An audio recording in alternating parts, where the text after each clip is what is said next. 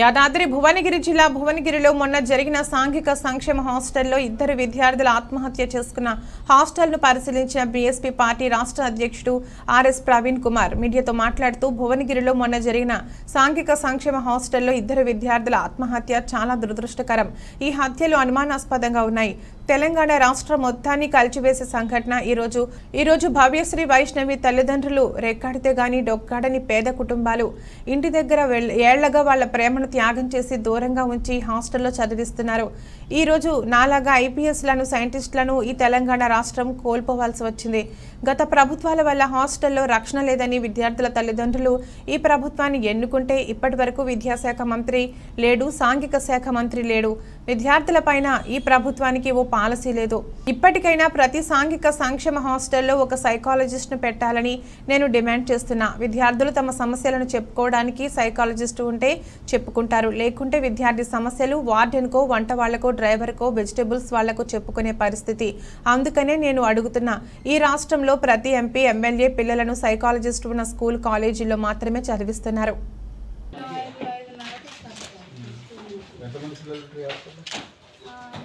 పడుకునే వాళ్ళైతే అలానే ఉంటారు.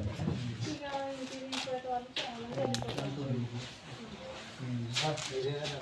తిని వెళ్ళిపోయి సాయంత్రం పిల్లలు 4 కొత్తగా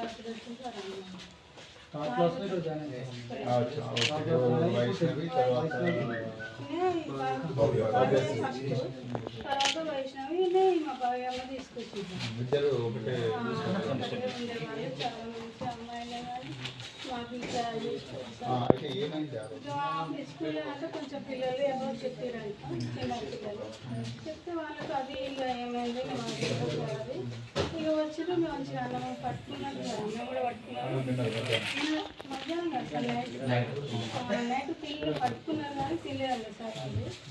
మరి తినలేదు, తర్వాత తింటారు, అందరూ తిన్న తర్వాత తింటారు వాళ్ళు. ట్యూషన్ మేడం వస్తున్నాను సార్.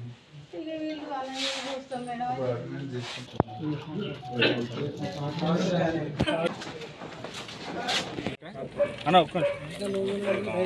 భువనగిరి పట్టణంలో సాంఘిక సంక్షేమ వసతి గృహంలో గత వారం ఇద్దరు అమ్మాయిలు, భవ్యశ్రీ తర్వాత వైష్ణవి 10వ తరగతి చదువుతున్న అమ్మాయిలు చాలా దురదృష్టకరమైన పరిస్థితుల్లో అనుమానాస్పదంగా మరి ప్రాణాలు కోల్పోవడం జరిగింది.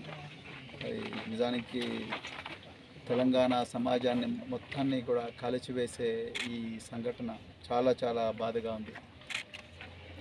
ఈరోజు మరి భవ్యశ్రీ అదేవిధంగా వైష్ణవి వాళ్ళిద్దరు కూడా పేద సామాజిక వర్గాలకు చెందిన వాళ్ళు తల్లిదండ్రులు రెక్కాడితే డొక్కాడనే కుటుంబాలు. ఇలా వైష్ణవి వాళ్ళ తండ్రి మరి వికలాంగుడు, తర్వాత భార్య లేదు, తర్వాత అత్యంత పేదరికంలో బతుకుతున్నారు. అదేవిధంగా మరి భవ్యశ్రీ వాళ్ళ తల్లిదండ్రులు ఇద్దరు కూడా కూలి పని చేసుకుంటూ బతుకుతారు. మరి ఇళ్లలో ఎల్లక హాస్టళ్లలో గత 7 సంవత్సరాల నుంచి పిల్లలను వీళ్ళు చదివిస్తున్నారు.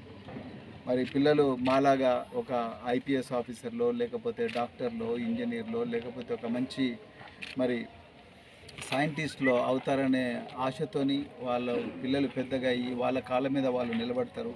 వాళ్ళ పేదరికం నుండి మేము ఎట్లాగో మా బతుకులు తెల్లారినాయి, కనీసం వాళ్ళ జీవితాలన్నా బాగుండాలని వీళ్ళందరూ కూడా పిల్లలకు చిన్నతనంలోనే పెళ్ళిళ్ళు చేయకుండా, ఊర్లలో పెట్టకుండా, హాస్టళ్లలో ఎంతో కష్టపడి ప్రేమను త్యాగం చేసి ఇక్కడ ప్రభుత్వం మీద భరోసాతోని ఇక్కడ పెట్టింది.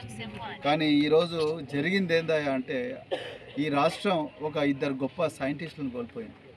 ఈ రాష్ట్రం ఒక ఇద్దరు గొప్ప అధికారులు అయ్యే బిడ్డలను కోల్పోయింది. ఈ రాష్ట్రం ఒక ఇద్దరు మరి బిజినెస్ ఉమెన్లను కోల్పోయింది. ఒక గొప్ప ప్రయోజకులు కావాల్సిన ఈరోజు ఈ బిడ్డలు మన మధ్యలో లేరు, చనిపోయారు. సో మరి ఎప్పటి నుంచో ఈ ప్రభుత్వాలకు చెప్తున్నాం. ఇప్పటివరకు రేవంత్ రెడ్డి గారు అంటున్నారు మేము కొత్తగా వచ్చినాం, దయచేసి మాకు టైం ఏంటి అంటున్నారు. ఇప్పటికీ 3వ నెలలో ఉన్నది ఈ ప్రభుత్వం. మరి ఇప్పటివరకు ఈ తెలంగాణ ప్రభుత్వానికి విద్యాశాఖ మంత్రి లేరు, సాంఘిక సంక్షేమ శాఖ మంత్రి లేరు. సో మరి ఇలాంటి పరిస్థితుల్లో మరి ఈ విద్యాలయాలు కానీ వసతి గృహాలు ఎట్లా నడుస్తా నాకైతే అర్థమవుతలేదు. ఈ తెలంగాణ ప్రభుత్వానికి ఈ విద్యార్థుల మీద ఒక పాలసీ ఉన్నదా? మరి మీరు 6 హామీలు అన్నారు, 6 హామీలలో విద్యార్థి చేయుత అన్నారు. ఇంతవరకు విద్యార్థి చేయుత కాదు కదా, విద్యార్థులు చచ్చిపోయే పరిస్థితి వచ్చింది. 2 పిల్లలు చనిపోయారు. మొన్న పోయిన నెలలో ఇంకొక గురుకుల పాఠశాలలో ఇంకొక అమ్మాయి, డిగ్రీ కాలేజ్ అమ్మాయి సూసైడ్ చేసుకున్నది. ఇట్లా గత ప్రభుత్వంలో సూసైడ్లు జరుగుతున్నాయి, మా పిల్లలకు రక్షణ లేదు, మా పిల్లల పరిస్థితి బాగలేదు, మా పిల్లల అన్నాలు బాగలేవు అని చెప్పి ఈ ప్రభుత్వాన్ని తీసుకొచ్చిండ్రు. మరి ఈ ప్రభుత్వాన్ని కూడా ఇదే ఆత్మహత్యల పరంపర నడుస్తుంటే ఇంకా ఎవరికి చెప్పుకోవాలి, ఎక్కడ పెట్టాలి పిల్లల్ని ఒకసారి ఆలోచించాలి. ప్రభుత్వ పాఠశాలలు కానీ ప్రైవేటు పాఠశాల అయినా పర్లేదు, ఈ వసతి గృహాల్లో ఉండే పిల్లలు, అది ప్రైవేటు వసతి గృహాలు కావచ్చు, ప్రభుత్వ వసతి గృహాలు కావచ్చు, సంక్షేమ వసతి గృహాలు కావచ్చు, ఇందులో కంపల్సరీ ఒక సైకాలజిస్టుని పెట్టాలని చెప్తున్నాను. పిల్లలకు రకరకాల సమస్యలు ఉంటాయి, మరి ముఖ్యంగా కౌమార దశలో ఉండేటప్పుడు చాలా సమస్యలు ఉంటాయి. సో హార్మోన్లు అప్పుడే వాటి యాక్షన్ బాడీ మీద ప్రయోగించడం మొదలు పెడతాయి. తర్వాత పిల్లలకు రకరకాల ఆలోచనలు వస్తూ ఉంటాయి. తర్వాత బాడీలో కూడా చాలా మార్పులు వస్తూ ఉంటాయి, అబ్బాయిలైనా అమ్మాయిలైనా. వీటన్నింటి పిల్లలు చాలా రకరకాల ఆలోచనలు ఉంటాయి. తర్వాత రెండోది, ఆ స్టాఫ్ కూడా వీళ్ళని వేధించడం కానీ, ఇక్కడ వాచ్మెన్లు వేధించడం కానీ, లేకపోతే కుక్కులు వేధించడం కానీ, రకరకాల సమస్యలు జరుగుతుంటాయి. భయంతో వీళ్ళు ఎవరికి కూడా చెప్పుకోరు పిల్లలు. సో అలాంటి పరిస్థితుల్లో ఒక సైకాలజిస్ట్ ఉంటే, ఒక సైకాలజీ తెలిసిన వ్యక్తి ఉంటే, కౌన్సిలర్ ఉంటే, ఆ కౌన్సిలర్కు ఎవరు లేకుండా చెప్పుకుంటారు. ఎవరు లేకుండా కొంత సైకలాజికల్ సేఫ్టీ ఉంటుంది కాబట్టి అక్కడ పోయి వాళ్ళతో తమ బాధలు చెప్పుకుంటారు. కానీ అలా స్కూళ్ళల్లో మళ్ళీ ఏమైనా కూడా వార్డెన్కే చెప్పుకోవాలి, లేకపోతే వార్డెన్కు లాయల్గా ఉండే మరి అసిస్టెంట్కి చెప్పాలి, లేకపోతే కుక్కి చెప్పాలి, లేకపోతే అటెండర్కి చెప్పాలి, లేకపోతే ఇవాళ చివరికి ఆటో డ్రైవర్ల చేతిలో పిల్లలను పెట్టే పరిస్థితి, ఎగ్గులు సప్లై చేసేటోళ్ళ చేతుల్లో, లేకపోతే బియ్యం సప్లై చేసే చేతుల్లో, కూరగాయలు సప్లై చేసే చేతుల్లో, క్యాటరింగ్ చేసేటోళ్ళు సప్లై చేతుల్లోనే మన పిల్లలను పెట్టే పరిస్థితి ఇవాళ తెలంగాణలో చాలా హాస్టళ్ళలో కూడా ఉన్నారు. మరి నేను అంటున్నా, మరి మీ పెద్దలు, ఎమ్మెల్యేలు, ఎంపీలు, లేకపోతే మినిస్టర్లు మీ పిల్లలు చదువుకునే హాస్టళ్ళల్లో సైకాలజిస్టులు లేకపోతే మీ పిల్లలు పంపిస్తారా? మీరు పంపించారు. లక్షల రూపాయల ఫీజు కట్టి మీ పిల్లలనేమో పంపిస్తున్నారు. మరి మా పేద పిల్లలు, రెక్కాడితే డొక్కాడు నుంచి వచ్చిన కుటుంబాల నుంచి వచ్చిన పిల్లలు మరి చదువుకోవడానికి పెట్టిన హాస్టల్ ఏవైతున్నాయో హాస్టళ్లకు మీరు కౌన్సిలర్ని పెడితే, ఇప్పుడు మేము కౌన్సిలర్ని పెడితే తప్పే ఉన్నది. ఈ కౌన్సిలర్ లేరా తెలంగాణ రాష్ట్రంలో? ఎంతమంది సైకాలజీ స్టూడెంట్స్ లేరు, ఎంతమంది సోషల్ వర్క్ స్టూడెంట్స్ లేరు, ఎంతమంది అప్లైడ్ సైకాలజీ స్టూడెంట్స్ లేరు, ఎంతమంది ఇంటర్న్షిప్ చేస్తలేరు? సైకాలజీ ఒక సబ్జెక్ట్గా ఎన్ని కాలేజీల కోర్సులు వాళ్ళందరినీ తీసుకొచ్చి ఈ పిల్లల దగ్గర పెట్టి వాళ్ళకు హానరేరియమో 20,000 30,000 నెలకి ఇస్తే ఈ పిల్లల ప్రాణాలు బతుకుతాయి కదా. ఎందుకు మీరు చేయడం లేదు? అదేవిధంగా ఈ హాస్టల్కి సెక్యూరిటీ ఎక్కడ ఉన్నది? ఇవాళ ఆటో డ్రైవర్ మీద, అటెండర్ల మీద ఇవాళ తల్లిదండ్రులు కంప్లైంట్ చేస్తున్నారు.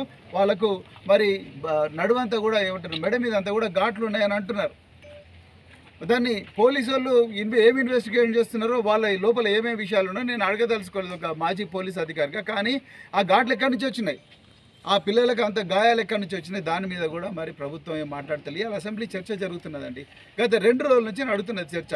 ఒక్కరోజన్నా ఈ భవ్యశ్రీ కానీ, లేకపోతే మరి వైష్ణవి గురించి కానీ, వాళ్ళ కుటుంబాల గురించి కానీ, హాస్టళ్లలో రక్షణ గురించి కానీ, లేకపోతే హాస్టళ్లలో ఉండే ఏవైతే వసతులు ఉన్నాయో, లేకపోతే పిల్లలకు పెట్టే ఫుడ్ కానీ, లేకపోతే పిల్లలకు కౌన్సిలింగ్ ఇచ్చే పరిస్థితి కానీ, కౌన్సిలింగ్ ఇచ్చే పరిస్థితి గురించి ఒక్క ఎమ్మెల్యే కూడా, అధికార పార్టీ ఎమ్మెల్యే మాట్లాడతలేడు, ఏమంటారు విపక్ష పార్టీ ఎమ్మెల్యేలు కూడా మాట్లాడతలేరు, ప్రతిపక్ష పార్టీ వాళ్ళు కూడా మాట్లాడతారు. అంటే మీ ఇంట్రెస్ట్ అంతా ఎంతసేపు భూముల చుట్టే తిరుగుతున్నది, ఒకరి మీద ఒకటి తిట్టుకోవడానికి సరిపోతున్నది తప్ప ఈ పేదల పిల్లల జీవితాల మీద ఒక్కరు కూడా ఆలోచిస్తలేరు. కనీసం వీళ్ళు పేద కుటుంబాలు, మరి పిల్లలు చనిపోయిన ఇప్పుడు వాళ్ళ బతుకులన్నీ రోడ్ల మీద పడ్డాయి, వాళ్ళకు ఎక్స్గ్రేషియా ఇవ్వాలన్న ఆలోచన ఏమన్నా వస్తున్నదా మరి ప్రభుత్వానికి?